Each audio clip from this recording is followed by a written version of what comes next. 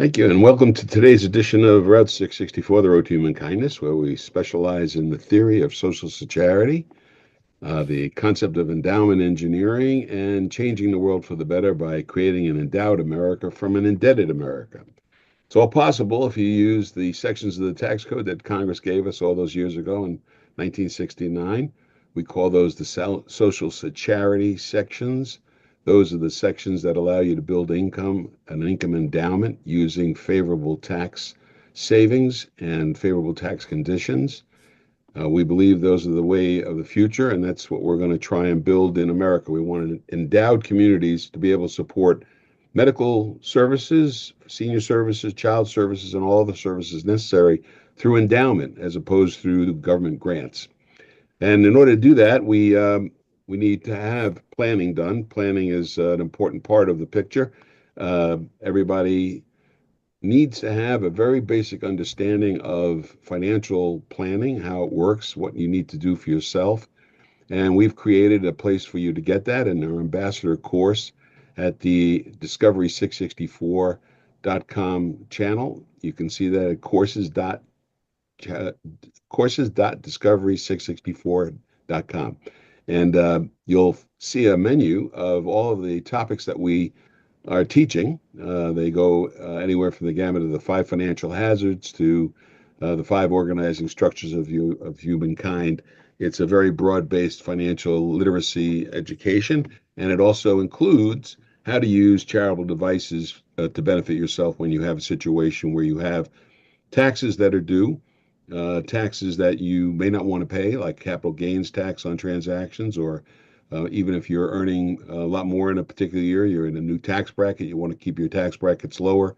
Is there a way to reduce your taxes? Joining me today is someone who knows a lot about taxes, a CPA, and his name is Bob Wheeler. How are you, Bob? I'm doing great. How are you doing today? Good.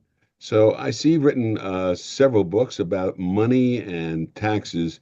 Um, People have financial habits, they have their own beliefs. Um, do you think that the basis, their financial background, the amount of financial literacy that they've been taught has given them those beliefs? Well, I think a lot of the beliefs that we have come from childhood programming. Money doesn't grow on trees, or don't be greedy, whatever that might be. A lot of that stuff comes in early. And then whether or not we get financial literacy training, then it helps decide whether we're going to be able to move forward in a positive way or hold on to our money stories that don't serve us. What is necessary for people to really understand about this whole mix of their money? What is the essence of it? Why are people having trouble with their money? Well, I think a lot of people feel like they need to hoard it or it's not available to them. And money needs to ebb and flow, right? We need to be able to let money go out so money can come back in. Otherwise, it stagnates. Mhm. And so I think for a lot of people, they just have a story that it's for everybody else but them. And In other so, words, they don't have to plan for themselves, or well, that they're just, even if I do all the things you tell me to do, it's not going to work out for me because look at my parents or look at the people in my circle. And yeah. and so we hold on to those because we like to be right. So it's a mindset, in It's a, essence, that we get it's comfortable with. it's a mindset. And to your Mhm. point about charity, those that give, there's research that shows, and I don't know the exact statistics, but those that give receive that money back tenfold because it's that circulation, it's putting it out there and it returns to you versus I got to hold on to every penny. So, are you familiar with our term social charity? I've heard the term since you've been talking about it, and I love it. Okay. I Mhm. love. We should all be giving back in ways that we can, even if it's uh, just our time. If we don't have the money or feel like we do, so So the proposition, one of the things that most people learn when they're kids is that charity begins at home, mhm. or that if you give it away, you never see it again. And so, do you think that that's one of the reasons why people are hesitant? It's interesting. I think I think charity does begin at home. And I think when we see others being in service, and whether it's through, time and effort or through money, I think it helps us to start to realize and see. I was around a lot of people and I was encouraged to do charitable works through my church and the Boy Scouts, and it being about service. And so that's always been a mindset for me, no matter where I go. Like, how can we help? How do we pay it forward? Do you think that people should save? Absolutely. I think it's important to save. I think it's a balance. We want to be able to save so we have stuff for an emergency or for our future. We also don't want to live so tightly that we can't even enjoy our lives because we're waiting and waiting. So I think it's definitely a balance. Okay, so when you're dealing with savings and charity, are they related? Well, absolutely. If you're saving, you're able to give more. And for me, like I've been like with my college, I've created a scholarship, and every year I contribute a certain amount of money, and so I make sure that that's in my budget, that I'm saving for that. So when it comes time, I can help them out. I also save so that if something comes up that I'm not expecting, I'm able to contribute what I can. Hmm. Um, when we talk about social security, the theory of social security is that you can save your money for yourself, for your own endowment first, for the endowment to yourself. And Mhm. the endowment is endowment income that we build. Do you use that term at all, endowment? I don't use it a lot, but I'm always open to learning new words and new vocabularies. Yeah, just I was curious, what do you think endowment, what does endowment mean to you?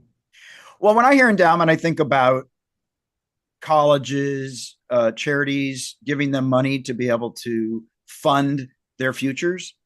Mhm. Do you think that people themselves have their own endowments? Well, I think in this country, most people don't even have an emergency fund to get them through.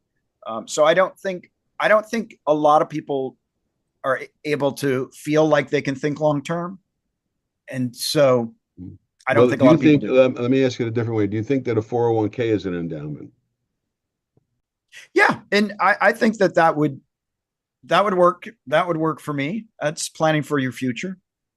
So it's an endowment. So it's endowment. What about a an IRA? Well, any of those, IRA, any Yeah. kind of qualified retirement plan, life insurance, um, any of those So and strategies. the reason that we call them endowment is because they're going to provide income in the future. Would you Right. say that's correct? Yeah, absolutely. Okay. So if people could build their own endowment, which is what they're doing all the time. Yeah, I mean, when you buy a absolutely. piece of property, for example, you're buying for your endowment. You're Yeah, building an income stream for later. So that's your endowment, your personal endowment. But yeah. suppose that in order to build that endowment, as a tax professional, you're letting the people generally are left to their own devices, and then you kind of recapture that, right? You kind of you fill in the blanks at the end. Well, we try to actually do a lot of strategizing up front. So, for example, Okay. I have clients that maybe the last couple of years have not been so great. I'm converting their 401ks into Roth IRAs because I can do it at little or no tax. I might be working with some of my clients who are making charitable Well, they're doing it. contribution. They're doing it. Excuse me for a second. They're doing it little or no tax because they didn't earn much. That's right. That's right. And with the standard deduction and all those other things, we might be able to convert 30, 40, 50,000 tax free or very minimal. And then some of my clients who've reached the RMD age, required minimum distribution, if they're given to charity and we're not itemizing, I'm going to have them make contributions directly to a qualified charitable um, donation so that I can reduce their AGI, meet their RMD requirement, and lower That's lower a their lot of taxes. that's a lot of acronyms. That RMD, is AGI, and PDF and XYZ. So we also exactly. deal with them as well with CRUTs and CRATs and PIFs and DAFs and so on. So all of Yeah. that is also related. But what I was kind of getting at was that, and I think what you're doing is correct. Those are all really good ways to use charity for those purposes. But there are some other instances that we work with that that are also designed to help in that vein, where you're able to do not just what's in your IRA or your Roth IRA or your 401k or whatever, but where you can change your tax brackets by using appreciated assets, Mhm. so you don't have to pay the tax on the appreciated assets. So we show people how to use these social security devices in order to accumulate more endowment with less tax. So Absolutely. yeah, and I think your structure. I was reading your website. You're basically in the same vein, that you're trying to help people understand what it is that they can do to do what they don't have to do. That's in a way. Absolutely. And the key to that is doing it ahead of time. After the Yeah. fact, most of the time doesn't help us. Well, ahead So, of the time meaning what? What does ahead of the time mean? meaning we want to plan for it. So, when Before we're the end doing of the year, before the before end of the the end of the tax year. year. So, Okay. all of my tax work was done in November, right? Now Yeah. we're just filling in the blanks. But if people come to me in March, April, a lot of stuff, it's too late to go back and course correct. So, we Yeah. really are big about planning ahead. So basically, you're an engineer in a way. Yep. We call ourselves endowment engineers. I'm an endowment engineer is my trade. As an endowment engineer, my responsibility is to help a person build the best endowment that they can, so that their budget they can sustain their budget and the lifestyle that they're used to for their entire life, regardless of how long they live. That's Yeah. our premise. And in order to do that, though, if you can avoid taxes at some significant times, that makes a big difference. And so that takes some engineering. And I think you're an endowment engineer, you just don't know it. Yeah. But Absolutely. but you're basically doing the same thing we're doing. We're just calling it something, different. And we do Yeah. use the tools of Social Security. So we've actually created the course. I think as you heard in my opening, we've created the ambassador course that anybody can take. There are lessons in there, or there are sessions that are short, and they're informative about different aspects of financial planning. So we invite you certainly to become a subscriber. But I'm interested more in how you uncover the hidden emotions that are impacting people. How do you do that? Yeah, well, the first thing I do is I ask people if they want to do the work. Are they willing to get uncomfortable and take a look at some stuff? Because some people will be honest and say, no, I'm not going to look at any of it. And so my work is done because we have to be willing to get uncomfortable.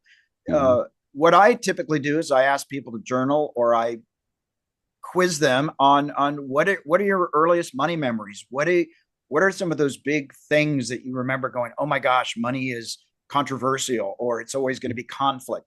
And we start to just really dig and start to find those trigger points where we shut down, we gloss over, we tune out, and really start to see, is that serving you from a Hmm. cost benefit point of view, practical, what's it costing you not looking at your numbers. What's the So how do you benefit? do you force them to do a budget? I don't force them to do a budget. We do budgets. And if people don't like the word budget, I'm like, find a different word, right? What's Because the other word? money strategies, It's uh, a psychoeconomic analysis. exactly, something. But Yeah. if we don't know, if we don't have a budget, for me, a budget is a roadmap to really help us plan for the future. And so even though people don't like it, it's instrumental in looking at the numbers, looking at your credit card statements, looking at your Do you phone find bills. that most people don't really know what it costs them to live? Most people don't. Um, it's interesting. And some of my clients will say, "Oh yeah, I think it's like 3,000 a month." Then I go Uh-huh. through their mortgage, and maybe it's 10. Oh, Yeah. uh, So you have to, it's kind of like a focusing and a centering if you can get them to concentrate on what it actually costs them to live. And what about, do you start with a balance sheet as well? I don't with my individual clients because I can have them list out, here's your assets, what are your debts, let's figure out your net worth. Yeah. But I think most people, and that's actually a really good exercise. I do find that people are often surprised because they'll say, "Oh, I don't have anything." Well, you've got two houses, you've got a 401k, you've got a life insurance policy that has a cash value. Mhm. Oh, wow. Oh, yeah, I didn't even realize. So I think we get into the story of like I don't have anything, and in fact, they do. But I'd like to focus on the expenditures and income coming in first, because that's where most people seem to not be able to get past that. Once I can get past that, we can go to the other stuff. Well, isn't their net worth their endowment? Yeah, for sure. Yeah. So when we focus people on that, we call it the three B's. There's the budget, the balance sheet, and then the ballpark. We ask people to kind of ballpark.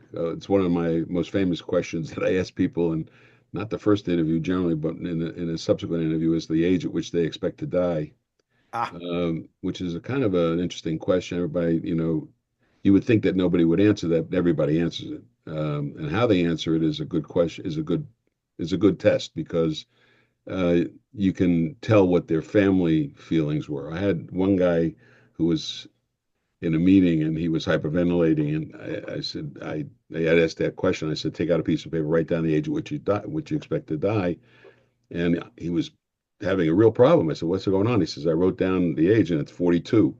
And I said, it wasn't funny. I said, why did you pick 42? He says, my father died at 42. My uncle died at 42. I just expected I'm going to die at 42. And he was kind of living his life. And I said, how old are you? He's 41. wow. So, yeah. So people get a mindset. You think they can change the longevity if they think differently? Yeah, absolutely. Absolutely. And I think it's important to realize we don't know when we're going to exit. We don't. I have a friend, she has a watch that 5 times a day it reminds her this could be her last day because she wants to make sure she's being intentional, right? She wants Yeah, to make that's sure she's showing up. all right. Well, that's carrying a little bit too far, but anyway, you uh, know. yeah. My guess is Bob Wheeler is a CPA. Where are you located, Bob? I'm in Los Angeles, California. Oh God. Yeah, I Well, know. well, we It's need a lot of charitable help out there. for sure we do. It's been Imagine. crazy. Yeah, yeah. It's been really tough. I'm sorry to hear that, all that trouble out there. Yeah, So anyway, I want to make sure that uh, the theme of all we talk about generally on Route 664, the Road to Human Kindness, it's also paved with the social charity concept, and endowment engineers help you get along the road. And we deal with the theory of social charity, which is that sections of the code 664 equals E squared, where E is endowment squared. It's an endowment for you first, and then you pass that on into the community. And that's the theory of social charity. We hope you all embrace that in your practice and think about it. And check out our courses, our ambassador course. And you may want to become an endowment engineer, which is one of the end results that you can get from taking the courses. awesome. And I certainly hope that people will think about their money differently, and you can learn how to do that with Bob Wheeler. Bob, thank you for Absolutely. joining us today. Thank Yes, you you so have much. you have a particular case that or a story that you can tell us that kind of sums up how you feel about what you do. Well, for me, it's about paying it forward as well as taking like live your life, find your voice, and step up because so many people hold back and think they can't. And the reality is, if we change our mindset, it's all possible. Yeah. So mindset deals with a lot of things, and thank you again, Bob. Thanks for joining us on Route 660 with Road to Human Kindness. Thanks so much.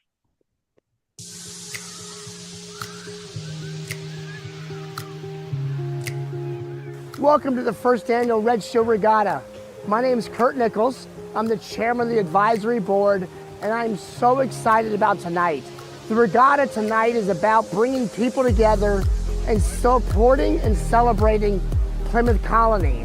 Plymouth Colony is one of the most important transitional homeless shelters in Broward County. Salvation Army does an amazing job, and it's important that we all stand together and celebrate what they've accomplished and support their future growth.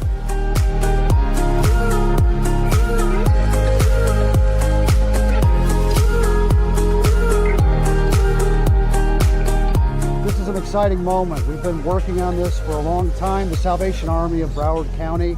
We're thrilled to see everyone gathered here tonight to celebrate, to come out not only for fun, but for philanthropy, to invest in a cause that's bigger than all of us, but together we can make an impact.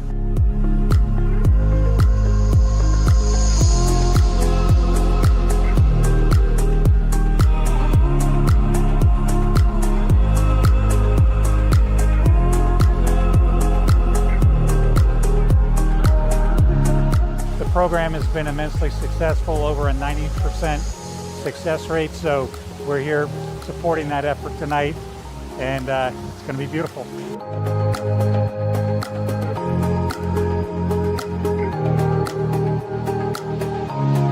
With this event, we plan to help our housing project, Plymouth Colony. We have 38 apartments that house families that don't have a place to stay, and we hope to sponsor each family for the rest of the year, or at least 2 years more. And we hope to see you soon, and thank you for all the support.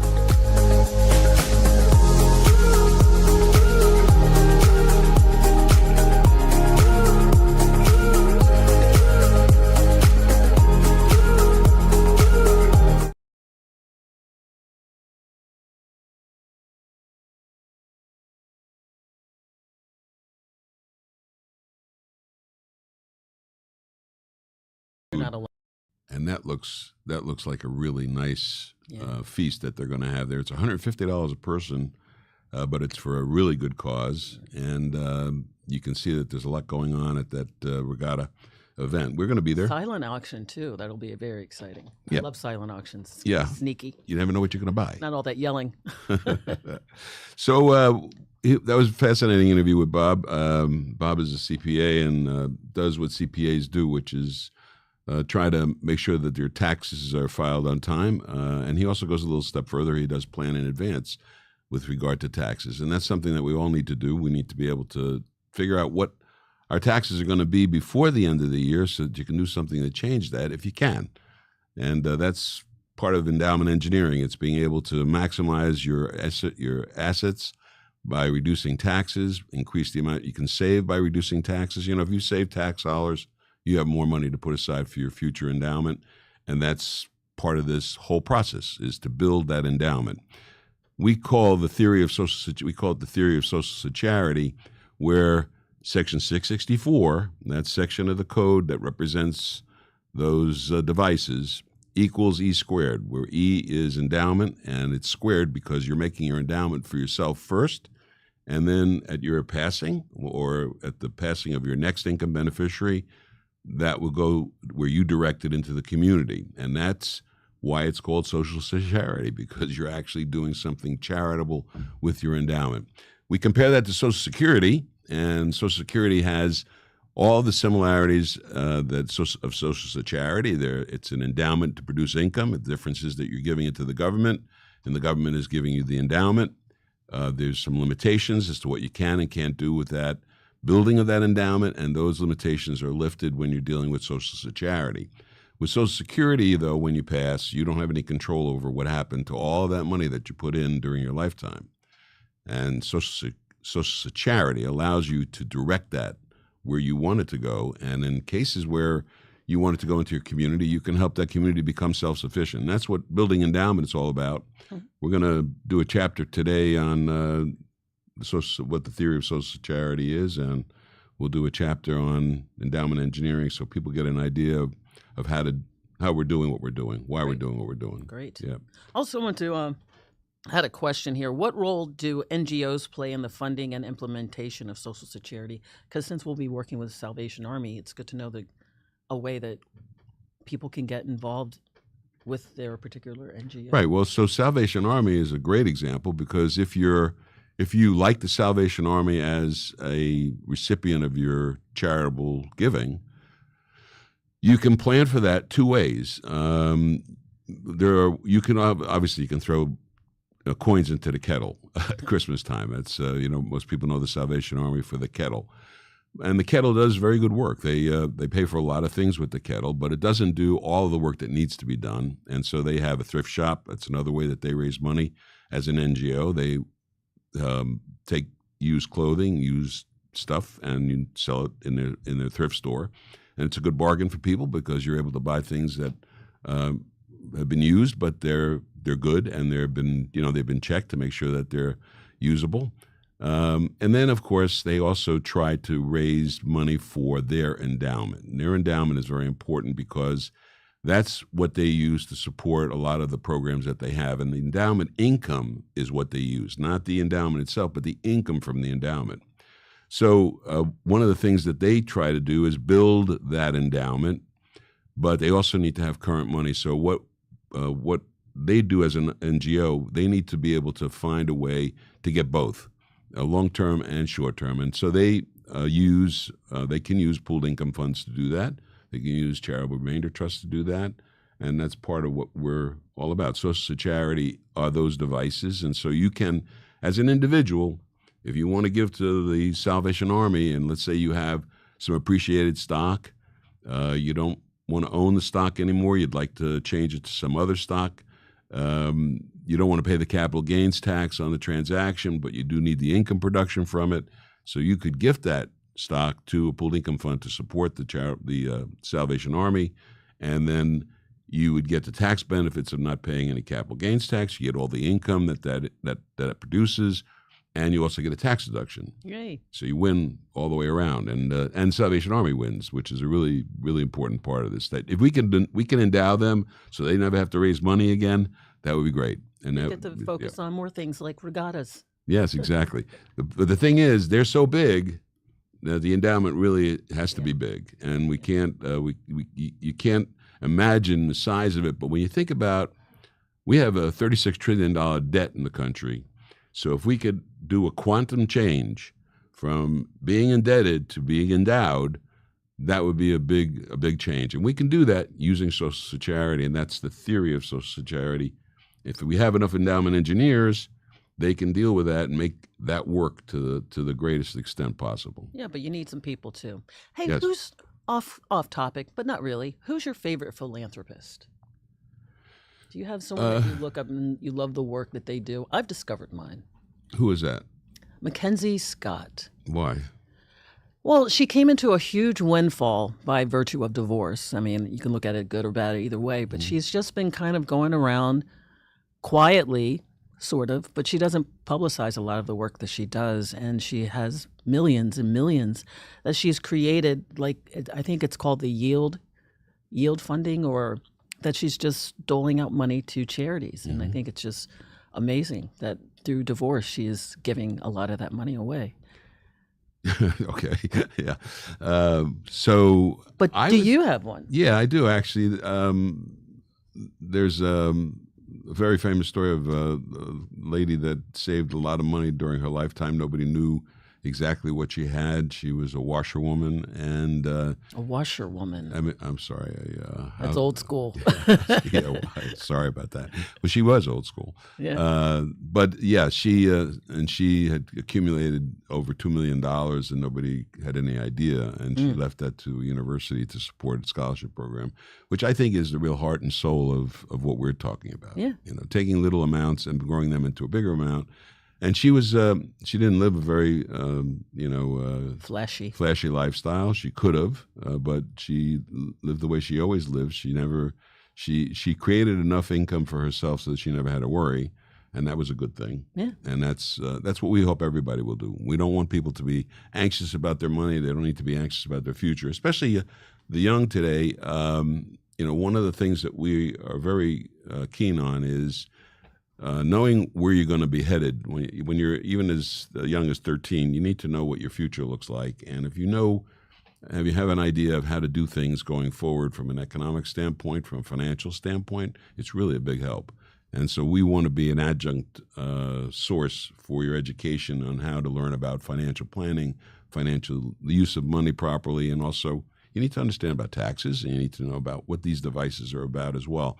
We want you to know the term 664, and get used to the terminology of Social Security, because those are two things that will change your life and make your life much more appealing. Not appealing. Your life will be much better. Let's put it that way. It's all about the love, or not, but for me it is. So anyway, thanks for joining us on Route 664, the Road to Human Kindness. We're going to see you on More for Less. Discovery664.com. With less. I said more.